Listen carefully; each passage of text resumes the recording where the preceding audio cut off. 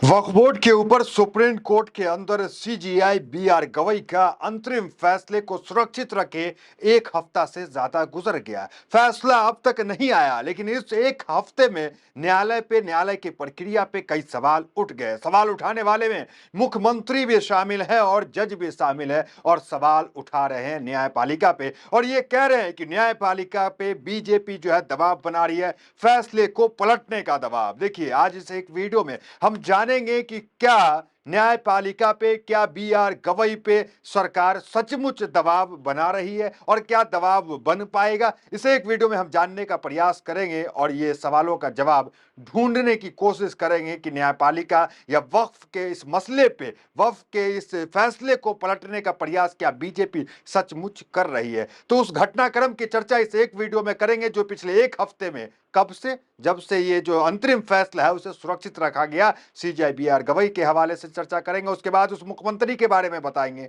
कि कौन है वो मुख्यमंत्री जो सीधा आरोप लगा रहा है बीजेपी पे कि बीजेपी एक ऐतिहासिक फैसले को पलटने के लिए न्यायपालिका पे दबाव बना रही है, बीआर गवई पे दबाव बना रही है। सीधा मुद्दे पे चले आते हैं। मुद्दा देखिए, सीजीआई बीआर गवई देश के 52वें सीजीआई हैं। पहले बौद्ध हैं, दूसरे दलित हैं। इन्हें जो है वो इनवाइट किया गया राजभवन में। वो तस्वीर निकल के आज रात में आई कि राजभवन के अंदर द्रौपदी मुर्मू और सीजीआई बीआर गवई मौजूद रहे। साथ में जो है वो हमने देखा कि लंच भी वो किए और उनकी मुलाकात भी द्रौपदी मुर्मू के साथ हुई। तो ये तस्वीर जो है वो रात की निकल के आई। उस बीच क्या कुछ खबर निकल के सामने आई, उस बीच हमने ये भी देखा कि द्रौपदी मुर्मू ने 14 सवालों की झड़ी जो है सीजीआई बीआर गवई के सामने रख दी कि 14 सवाल कौन से थे। 14 सवाल यही थे जो एक फैसला सुप्रीम कोर्ट ने किया था, जो फैसला ऐतिहासिक था। उस फैसले को लेकर के सवाल किए गए थे क्योंकि वो फैसला राष्ट्रपति को पसंद नहीं आया।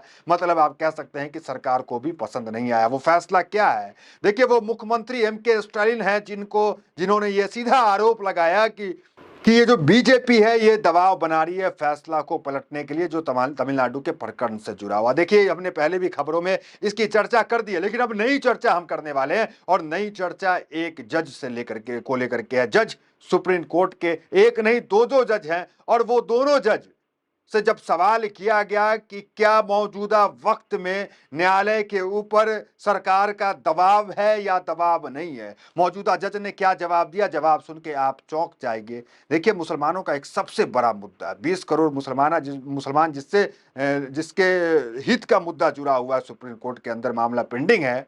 उस बीच जो जजों का जवाब है, दो जजों का जवाब, वो चौंकाने वाला जरूर है। उस बीच हम आपको समझा देते हैं। पहले देखिए, तमिलनाडु प्रकरण क्या है जरा समझ लीजिए। तमिलनाडु में एक आर एन रवि गवर्नर है। गवर्नर जो होते हैं वो केंद्र से भेजे जाते हैं, आप जानते हैं। गवर्नर ने तमिलनाडु सरकार की एक बिल को रोक लिया। 10 बिल थी, माफ कीजिएगा, एक नहीं 10 बिल था। 10 बिल को रोक दिया। उसके बाद तमिलनाडु के एमके स्टालिन सरकार कहाँ गए थे? सुप्रीम कोर्ट गए। देखिए, पहले भी अब बता चुके हैं, देखिए समझ लीजिए विस्तार से।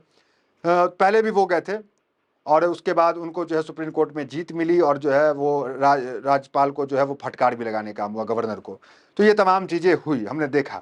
उस बीच क्या हमने देखा कि राष्ट्रपति ने 14 सवालों की झड़ी वो सीजीआई के सामने लगा दी, जिससे तमिलनाडु के मुख्यमंत्री गरमा गए।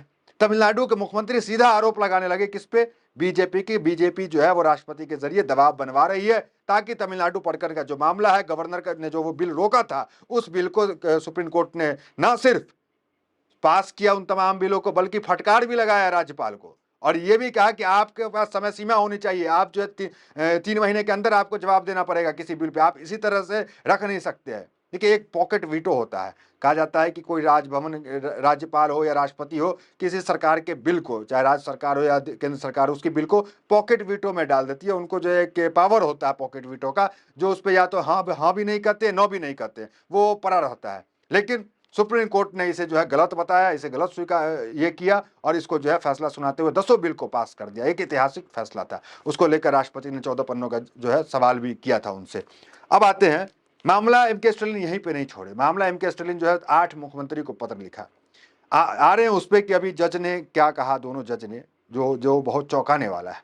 जज ने जो कहा वो बताने से पहले जरा देख लीजिए कौन कौन मुख्यमंत्री हैं। बंगाल की ममता बनर्जी है, कर्नाटक के सिद्धरामैया है, हिमाचल प्रदेश के सिक्खू हैं, तेलंगाना, केरला, पंजाब, झारखंड, कश्मीर, उमर अब्दुल्ला, ये तमाम मुख्यमंत्री को पत्र लिखा, किसको लेकर के, सर बीजेपी को लेकर के, कि बीजेपी दबाव बना रही है, किस पे दबाव बना रही है, सुप्रीम कोर्ट पे, कि फैसला पलट जाए, फैसला को पलटा जाए, क्योंकि राष्ट्रपति ने भी 14 सवालों की झड़ी लगा दी थी। अब आते हैं सीधा, आपको जानना है वक्फ बोर्ड को लेकर के कि क्या वक्फ बोर्ड के ऊपर दबाव बन सकता है। इस बात को समझने के लिए हम जस्टिस को कोट करना चाहेंगे, जो दो जस्टिस है। देखिए, जस्टिस ओका है एक, जस्टिस ओका को हम पहले कोट करना चाहेंगे, फिर आते हैं दूसरे जस्टिस पे। जस्टिस ओका रिटायर कर रहे थे, आज से 2-4 दिन पहले उन्होंने वो रिटायरमेंट हुए, सुप्रीम कोर्ट के वो जज थे। जस्टिस ओका ने एक बड़ा आरोप लगाया, उन्होंने कहा कि ये जो सुप्रीम कोर्ट है सीजीआई के अधीन ज्यादा आता है और ये ज्यादा गैर संवैधानिक तरीके से चलता है, ज्यादा संवैधानिक तरीके से हाई कोर्ट चलता है। ये जस्टिस ओका ने एक बड़ा आरोप लगाया है, किस पे, सुप्रीम कोर्ट पे, कि ये जो सुप्रीम कोर्ट चलता है वो सीजीआई के अधीन चलता है। क्या कहा था, खबर एक बार देखिए। न्यायाधीश ने कहा कि उच्च न्यायालय मतलब सुप्रीम कोर्ट 34 न्यायाधीशों की अदालत है, वे देश के विभिन्न क्षेत्रों से आते हैं, इसलिए प्रथम न्यायाधीश केंद्रित अदालत की छवि को बदलने की जरूरत है। इससे पहले दिन में न्यायमूर्ति ओका ने कहा कि उच्चतम न्यायालय एक ऐसा अदालत है जो संवैधानिक स्वतंत्रता को कायम रख सकती है और यही संवैधानिक निर्णयों का सपना था। ऊपर ऊपर देखिए हेडलाइन क्या है, उन्होंने कहा कि निचली अदालत में बहुत अधिक मामले लंबित हैं, कुछ मामले 30 साल से लंबित है। न्यायमूर्ति ओका ने अपनी विदाई के लिए आयोजित कार्यक्रम में कहा कि हाई कोर्ट उच्चतम न्यायालय की तुलना में अधिक लोकतांत्रिक तरीके से काम करता है। ओका ने क्या कहा, हाई कोर्ट ज्यादा लोकतांत्रिक तरीके से काम करता है सुप्रीम कोर्ट के बुनियाद पे, सुप्रीम कोर्ट उतना लोकतांत्रिक तरीके से काम नहीं करता। ये बड़ा जो बयान जो है वो किसने दिया, जस्टिस ओका ने। एक और जस्टिस हम उस पर आते हैं, उन्होंने जो बयान दिया उसको आप गंभीरता से लीजिए। देखिए बयान उन्होंने क्या दिया, यह है जस्टिस संजय किशन कौल। इन्होंने क्या बयान दिया, इनका देखिए बीबीसी कोर्ट भी की है, बहुमत की सरकार है तो न्यायपालिका पर दबाव बढ़ता है। सुप्रीम कोर्ट के ये जज के हैं जो अब रिटायर हो चुके हैं, इस जज का ये बयान है कि अगर बहुमत की सरकार होती है तो उस पर दबाव बनता है, चाहे वो अलग अलग रूप में आपको दिखने को मिले। चाहे एक रूप उसमें राष्ट्रपति का भी है, जो आरोप एम के स्टैलिन लगा रहे कि राष्ट्रपति ने 14 सवालों की झड़ी लगा दी, ये भी एक दबाव का काम है। इसको लेकर के बीबीसी जो है वो कई हेडलाइंस और कई इस तरह की खबरें बनाई। देखिए ये भी एक खबर है उस पर, न्यायपालिका का काम है चेक एंड बैलेंस करना। कौन कह रहे हैं, ये जस्टिस कह रहे हैं, जस्टिस संजय किशन कौल। न्यायपालिका का काम है चेक एंड बैलेंस करना। जब हमारे पास इलेक्टोरल सिस्टम ऑफ डेमोक्रेसी है, उसमें जब गठबंधन सरकार होती है तो न्यायपालिका का थोड़ा पुशबैक कम होता है। अगर गठबंधन की सरकार होती है तो पुशबैक कम होता है, पुशबैक मतलब दबाव कम होता है सरकार की तरफ से। जब कोई ज्यादा बहुमत से आए तो उन्हें लगता है कि हमें पब्लिक मैंडेट है, तो वह परसिव, ऐसा लगता है कि न्यायपालिका हमारे काम में दखल क्यों दे रही है, तो थोड़ा न्यायपालिका की तरफ पुशबैक ज्यादा हो जाता है। पुशबैक मतलब दबाव ज्यादा हो जाता है। ये थोड़ा तो खींचतान रही है और रहेगी।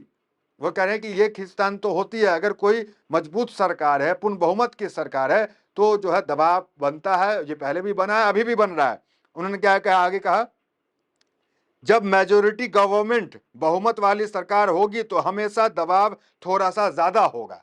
ये बातें जज सुप्रीम कोर्ट के पूर्व जज है, अब रिटायर कर चुके हैं, उन्होंने ये बातें कही कि अब जो सरकार होती है बहुमत की, उसमें ज्यादा दबाव मिलता है, दबाव दिया जाता है। ये बात किसने कहा, ये स्वीकारा सुप्रीम कोर्ट के जज ने। तो देखिए मुसलमानों का एक बड़ा मुद्दा जो है वो अभी सुप्रीम कोर्ट के अंदर है, मुसलमानों की निगाहें सुप्रीम कोर्ट के अंदर है। उस बीच जो घटनाक्रम हुआ, जस्टिस ओका ने जो कहा, जस्टिस अभी हमने एक जस्टिस का बताया, जस्टिस संजय किशन ने का जो बयान हुआ, या फिर एम के स्टालिन जो मुख्यमंत्री है, जिनका साफ कहना है कि बीजेपी जो है वो दबाव बना रही है राष्ट्रपति के जरिए से, तो ये तमाम चीजें जो है ये एक संकट जरूर पैदा करती है, चिंता जरूर मुसलमानों के अंदर पैदा करती है कि क्या सचमुच जो है दबाव जो है वो सरकार बना सकती है, क्योंकि कई जस्टिसों के इस तरह के बयान है। तो फिलहाल हम दर्शकों के विवेक पे छोड़ते हैं, आपको क्या लगता है कि क्या सचमुच जो सरकार है वो दबाव बना सकती है, दबाव बनाने में सक्षम है? अपनी प्रतिक्रिया कमेंट में जरूर बताएं। तो फिलहाल इस वीडियो में इतना ही, मिलते हैं अगली वीडियो में मेरे साथ। बहुत बहुत धन्यवाद।